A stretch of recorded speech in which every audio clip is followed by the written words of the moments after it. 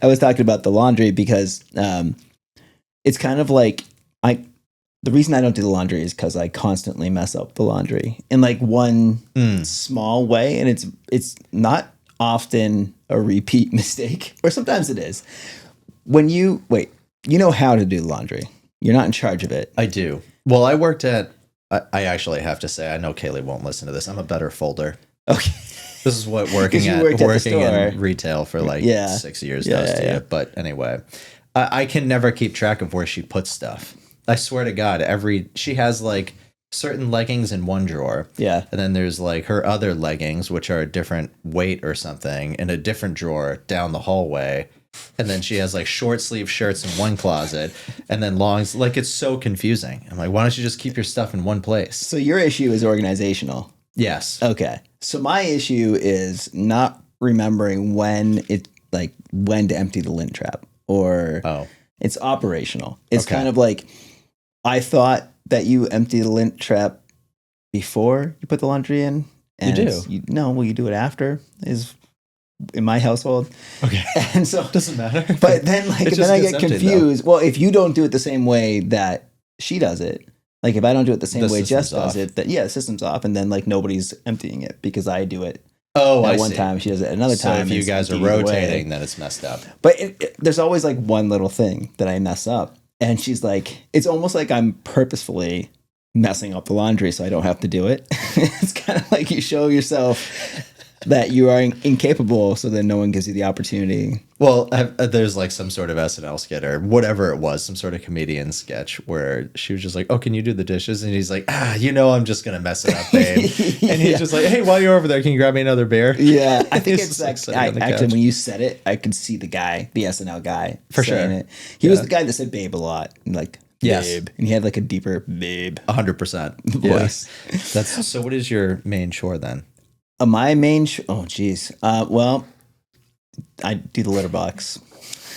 That's a big one. That's a big gross chore. I take the dog out at night. That's my big thing. Yeah. I mean, I do.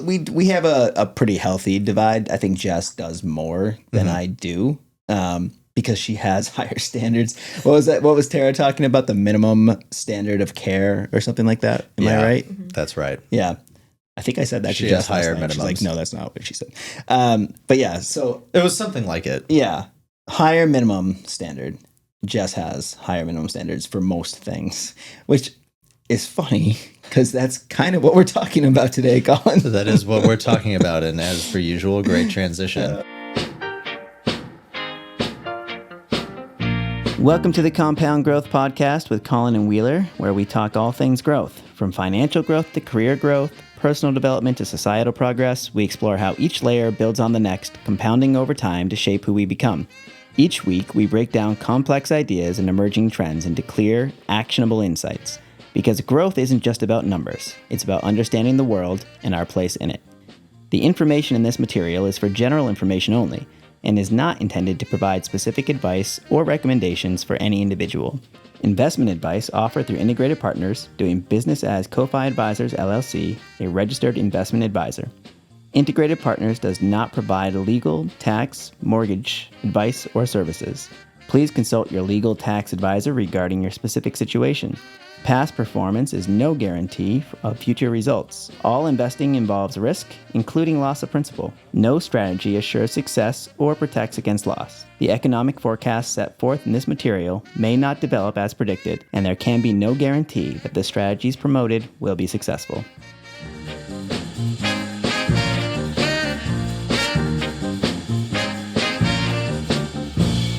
We are talking about great versus now, right? So we talk about this a lot, you and I. We've talked about it on the podcast before. You know, great is better than now. Why, like, settle for something when it could be greater? Yes. Right? That's kind of always been my takeaway. When I say great is better than now, what does that mean to you? To me, it means deferred gratification. Okay. So if I think about a purchase in general, and there's something I really want to buy, or maybe a change I want to make in my life. Maybe I want to buy a new house. Yeah. Okay. So if I want to buy a new house, I could probably go out and buy a house right now that I would be okay to good with. in a general kind of sense. And this is just an example. Versus if I took 3 to 4 years to save up money to get something in the exact neighborhood, exact location where I want to be, that to me is great. And I think deferring gratification, recognizing what it is that you want, and then taking steps to get there, to me, that's what great is better than now means. What do you think? I love that you brought up the house, because obviously that appeals to a core issue that I've been working through. Yep. Have you heard of the Marshmallow Experiment? Is this like with the kids? This is a kid thing, right? Yes. So we did this when Michaela was, 4, I want to say 4 or 5. Jess would, of course, know the exact time that we did this. But we sat Michaela down. We set up a camera, like a spy cam. Yeah. With Jessica's phone to record the experiment. But we set Michaela down and we said, here's a marshmallow. I'm going to go, or Jess did this. I'm going to go, run an errand or something. She had a chore. She was probably doing laundry in the house. Yeah. So she went away and she said, if I come back and you haven't eaten this marshmallow, then you'll have a second marshmallow. You get 2 marshmallows if you wait, right? Okay. You could have it right now. You only have 1. If you wait until I come back, you'll have 2. So Jess walks away and we have the camera set up. Michaela doesn't know that the camera is set up, which is great. And you can kind of see her like thinking about it and like getting excited. She's gonna have 2 marshmallows, and then like she gets a little bit impatient and she starts looking around like, where's mom? When am I gonna get my second marshmallow? And just like the all the emotions and the process, it was really cool to watch. And she made it, and then she got her second marshmallow. I love that. Yeah. I mean, there's been a million times. We did the soft opener a little while ago where I was asking you about like regret that you purchased. Yeah. And to me, I was thinking about this actually the other night. And it's not so much that I regret purchases that I make, but it's so much that I regret being hasty with purchasing things if it's not exactly what I wanted. I think that's a better way to look at it. For sure. Yeah. But the issue is, so I had the COVID shot a couple of weeks ago, right? And the next day, the day after, is a recovery day in my household. Feel good, right? Just make sure you don't have anything scheduled so you can lay around. So I did a little laying around. I watched a little TV and I watched Tremors. Have you seen Tremors? No. Okay, Tori's definitely not seen Tremors. Is this an earthquake movie? No, it sounds like it would be. Yeah. No, Tremors is a B movie, monster movie from, I want to say, late 80s, early 90s, starring Kevin Bacon. Okay. Right? And Kevin Bacon and his buddy are kind of like just handymen out in the desert. Like the small downtown desert area has maybe like a population of 12, right? Tiny town. Yeah. Right. And out in the desert, all of a sudden, for some reason that's never explained, are these giant sandworm creatures that are kind of like Dune. This sounds exactly like Dune. Minus now that I'm actually connecting this.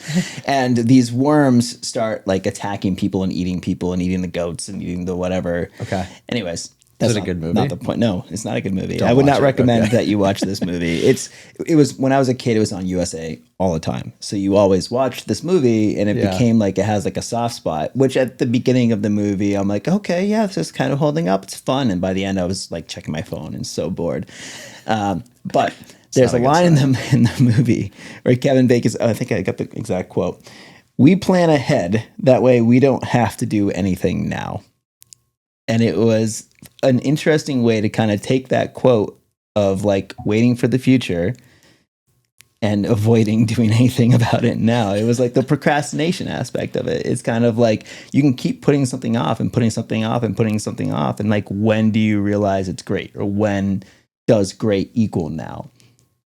I don't know if we've talked about this, but there's a famous quote from The Office. And I can't remember who says this. I think it was Andy from The Office. You said this a couple times. Did I? Yeah. How do you know? Like, wouldn't it be great if you knew that you were in the good old times? Yeah. The thing with the good old times, you never know you were in them until they're past. Right. I think the great versus now thing, the way that I think about it, in this quote that you just had is resonates. And the way that I think about it is like a lot of people can be impatient with decisions. Yeah. And I think when you rush into things and when you try to do something really quickly, you don't stick with something long enough to know if it's good or not. Like, okay, I look at our business as a perfect example. In the very beginning, you don't have much and you're just putting in the motions and putting in the motions. And then you're hoping that those motions will pan out. Actually, quite similar to this podcast. Yeah. You know, in the beginning, no one's watching it. And then, you know, now you have a little bit of traction. So it's just kind of about doing the same things and having that repetition and faith in the fact that you'll eventually recognize greatness in the future. And that to me is kind of great is better than now. I think some people will start something, see that it's not working, then give up or make a quick purchase and be like, I'm good, versus recognizing the fact that greatness could just be around the corner. Yeah. Rick Rubin, who's the source of that great is better than now. Yeah. Right. He has another similar quote, which is make it now, make it better, make it great. And his point is about process and completion of the process so that you're not just like doing something to a mediocre result or doing something halfway. It's doing something all the way. And I think that's great. And that's something that we've thought about. This podcast is a perfect example. And I'm glad you brought it up because, you know, we didn't wait until we knew exactly what we were doing to release our first episode. We've had like, I don't know how many different iterations of this setup in this room, different rooms. Yeah, and 29 episodes or whatever it's been. Exactly. So it's a process. We always talk about the process, like the journey is the point. The process is what we want to focus on. The result we can't necessarily control, but we can continue putting, like the input we can control and we can continue to put more into it. But you don't have to wait for it to be perfect for it to be great, I guess, or to do it. And I think the thing is it will never be perfect because life in the world changes. As you know, I'm a car guy. Of course. Porsche 911. When it first came out, everybody said it was a terrible car. Why did they say that? Back in the 60s. Because the engine was in the rear. It was in the wrong place. It was inherently unbalanced. There was a huge amount of weight on the back. The front was very floaty and lifty. But Porsche, you know, probably not the best designers, but the best engineers were just like, we're going to stick with this for 65 years. Yeah. And every single iteration got a little bit better, a little bit better, a little bit better. And now it's, you know, renowned as the most rounded, balanced sports car in the world. And, you know, now there's hybrid technology coming out. And because there's new technology coming out, they're having to change it all over again. It's just kind of like with this, you know, you never know what news is going to come out. You never know what new technology that's going to come out. I don't know if you guys saw this, but now it's like there's AI to help you with chapter segmentation on Buzzsprout. Did you see that? Oh, no, I didn't. For like organizing for the new iOS 26 is now going to do it for you too. So there's always going to be new tools and iterations to help you get to certain places. But what I always struggle with is recognizing when something is great enough to pull the trigger. Yeah, I think, well, speaking of cars, you probably know this, but Henry Ford failed twice in the car industry before he founded Ford. Know that. Yeah. So he first tried, actually, I might get these orders mixed up, but he had an electric car and he had a steam powered car. And then he came up with the combustion engine idea, his idea. It's I'm sure, I don't know who in Germany or whatever, like invented the combustion engine. But that was his next thing was, okay, the issue with the electric car is that you can't go very far with it and then you got to crank it, whatever. Yep. The combustion engine, you keep your fuel with you. Right. And that was the solution, right? But he had to go through those failures to get to the next thing. Or maybe he didn't. Maybe he just had to conceptualize, think about it before failing, and then realize that it wasn't going to work. And then what if he waited? If he had waited, would he have avoided those two failures, or were those two failures necessary in order to get to Ford? Well, I think this is the question. Because for me, whenever it comes to making like a major life decision or even helping a client through a life decision, I think it has to come down to like, what are you actually setting out to try to achieve? Yeah. You know, like if Henry Ford at the time was like, well, I want my Model T to be affordable for the masses.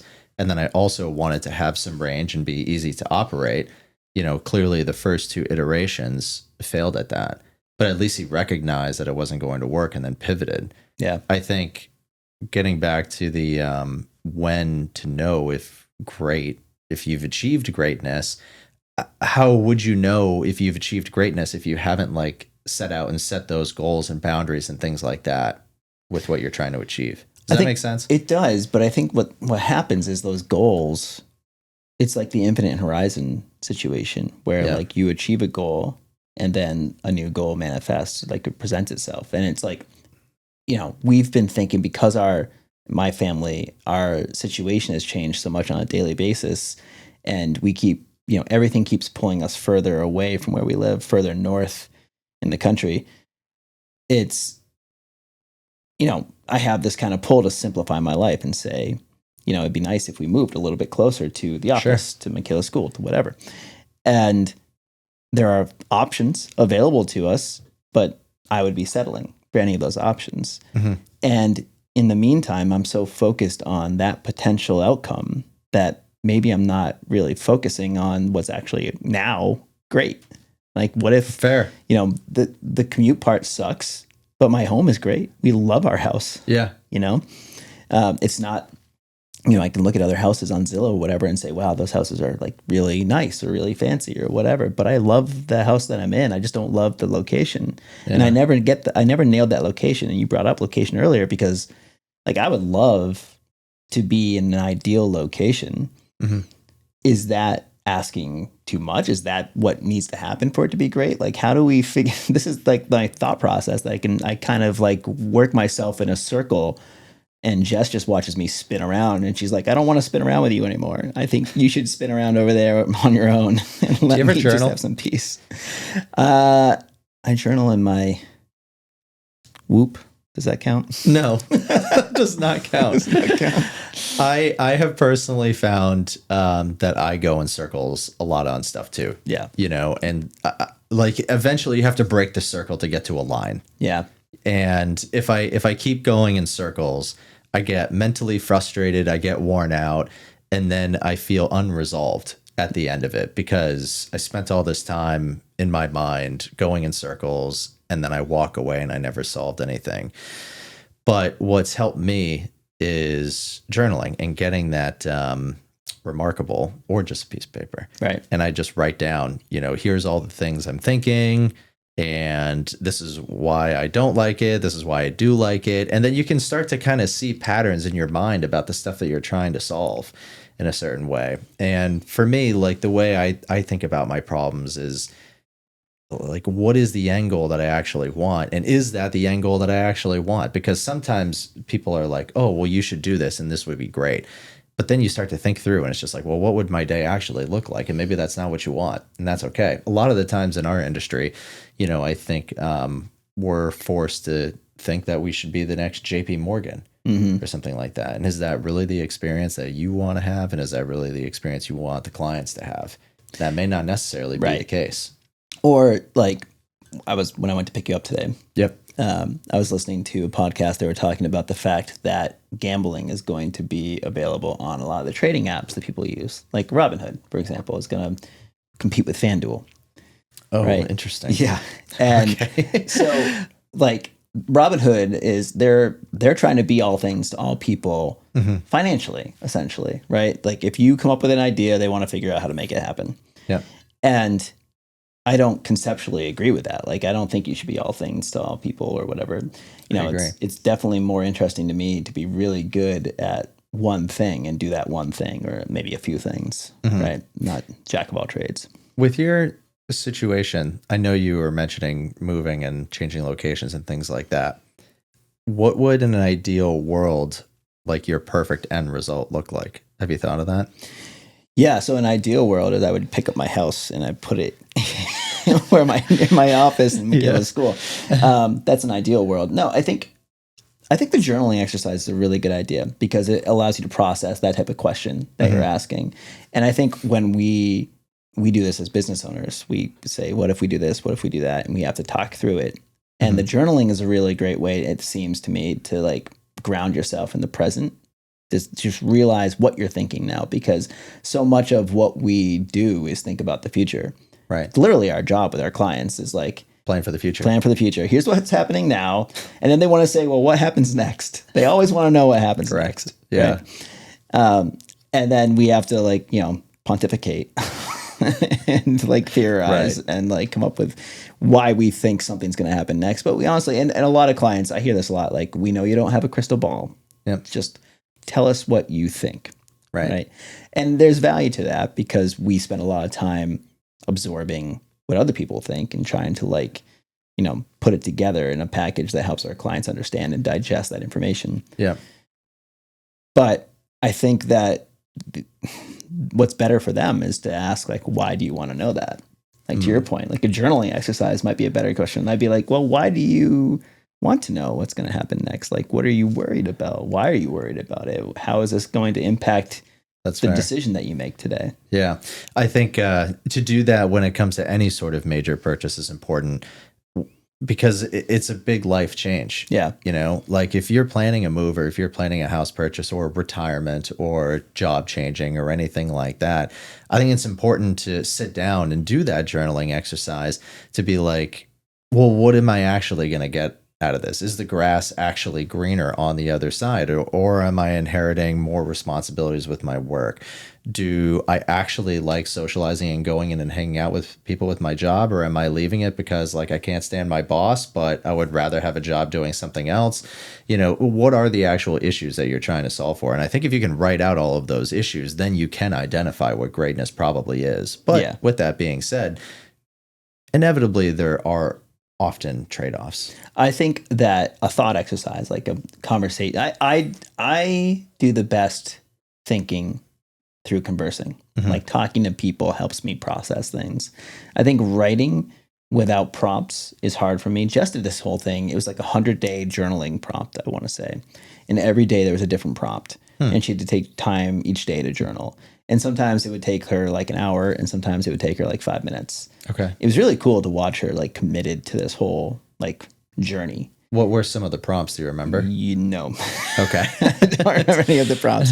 But last week, I was thinking through a couple of things. I'm like, I need to process this. And I pulled out ChatGPT to help me process it. And I said, here's kind of what I'm thinking. I'm trying to figure out why I'm feeling this way.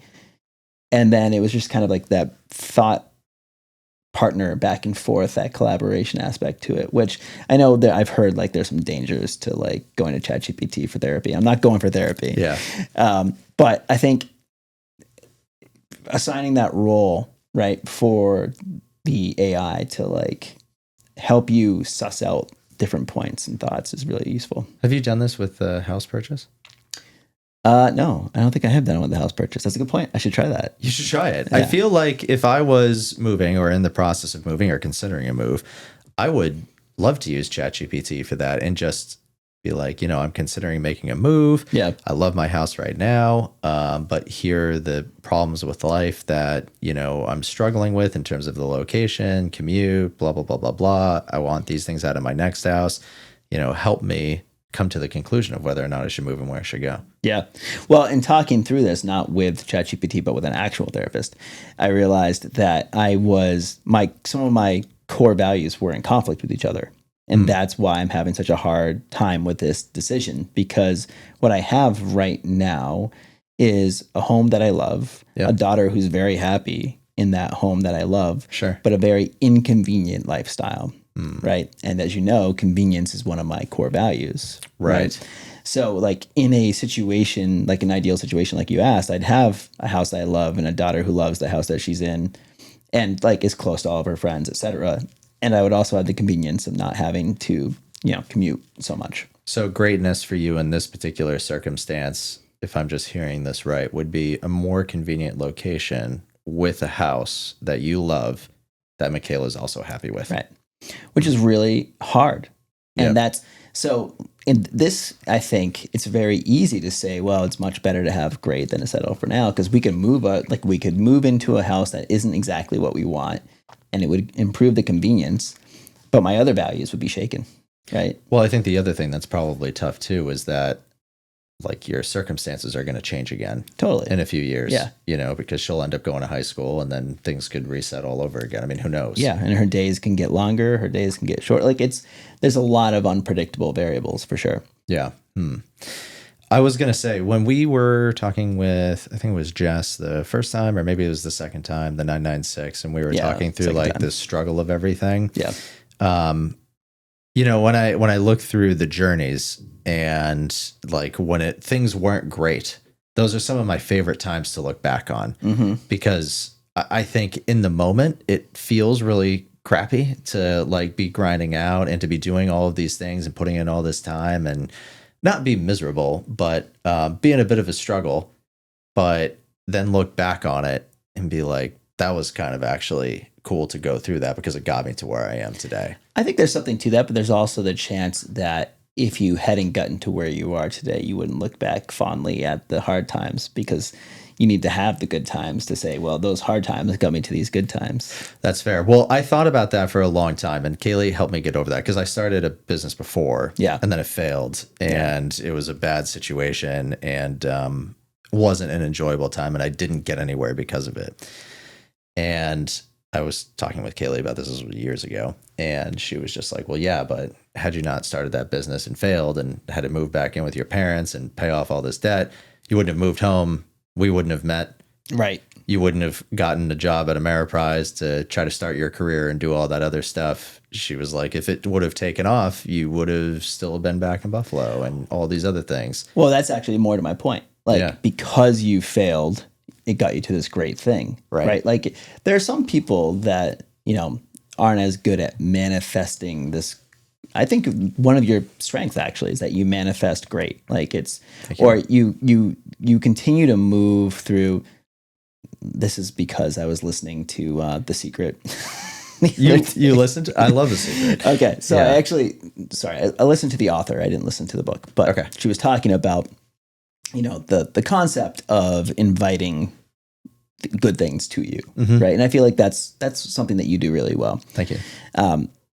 But I feel like we were watching Legally Blonde. Have you seen Legally Blonde? I love Legally Blonde. Tori?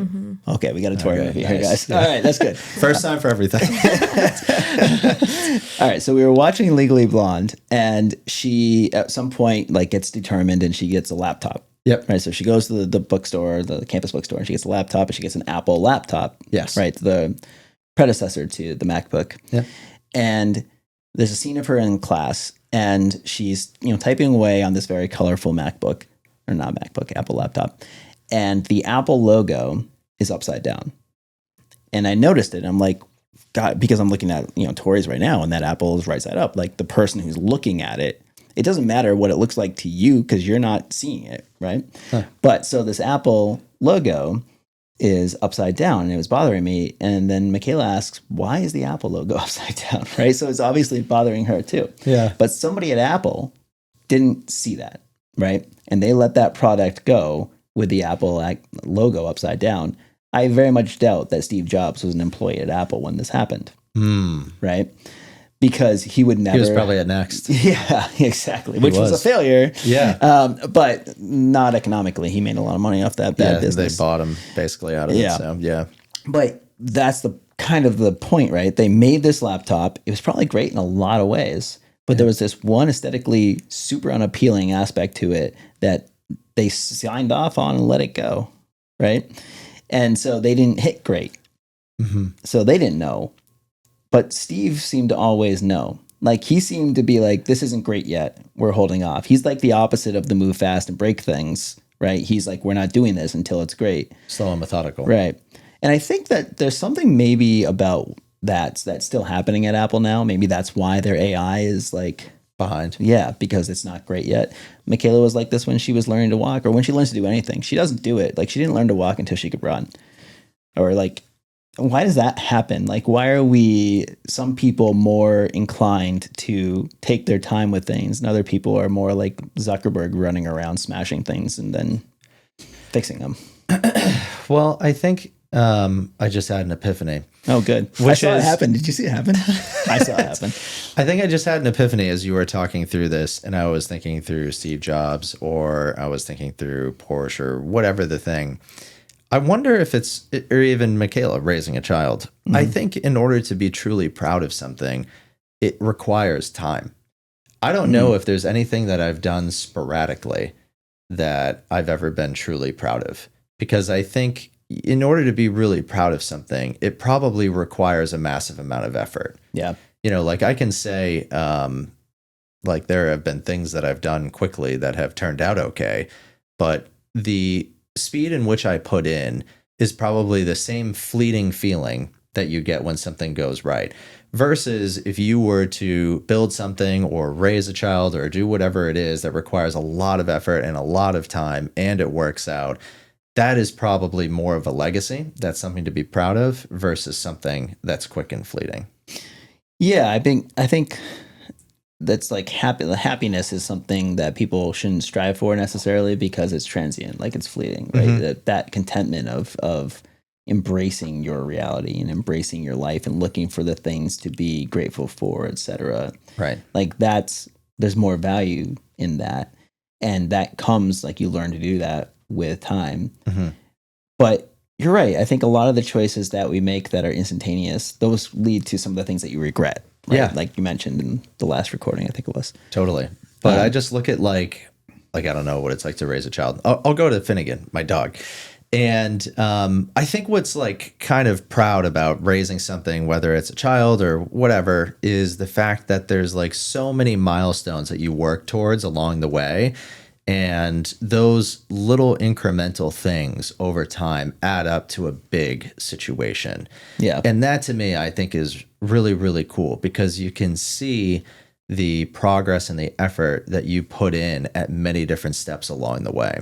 You know, whether it's like, teaching morals or, just things like learning how to read and write or walk and talk, and let alone like be a great person and social skills and all those other things. Naturally, you had your hand in every single piece of that. And if you've got a great child, then that's pretty cool. Yeah, but at the same time, you can't control that outcome, right? So there are some people who feel like they did everything that they could, and fair, sometimes things go wrong, but most of the time you get out what you put in. I think we have to like walk the fine line of not saying that it's, there was a lack of nurture that created this outcome, right? Okay, like, well, maybe children's not the best example. I think it's, we should probably, children, maybe even a dog, not necessarily, because Finn is an amazingly well-behaved dog. Yeah. In my experience. Thank you. Great puppy. Still ran out on the road. He did. Well, that was because the leash broke. But yes, but he right, was like running he still had that instinct to like. Dogs don't know what a road is, though. Like he wasn't running away. He was just running to see Steve. But yes, I guess the point is that nothing's ever perfect, but you can get it there. And I think if you don't agree with that, then why would you bother trying at all? No, I think you're right. I think that's actually kind of the whole point of this quote. The great is better than now is that there's a creative process, there's a journey. And it can be in creativity, it can be in business, it can be in your personal life, etc. I think it's the whole point is that you start now and you work on it until it's great, or you kind of evolve it, or you kind of just process it until it gets to that point. But I still struggle with knowing when it's great. I think, and maybe that comes to the journaling. Maybe your thought of just like processing in the moment, recognizing when something is great because you're taking time to pause and do that. Yeah, I think pausing in general, I mean, we've talked about this before, is a useful thing because I think it makes you appreciate what you already have. Maybe what you do have is great.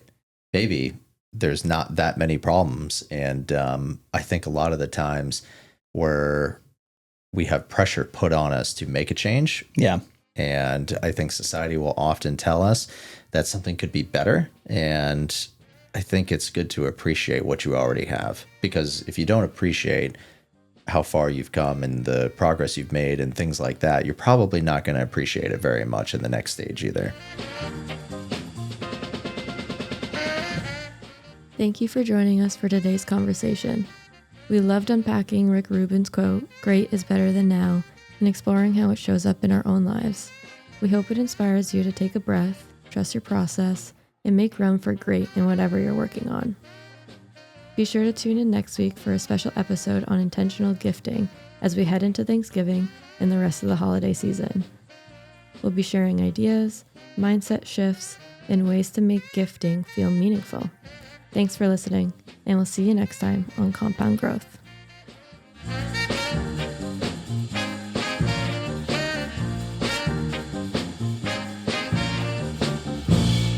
Compound Growth with Wheeler and Colin, sponsored by Ko-Fi Advisors. Reach out today. Yay!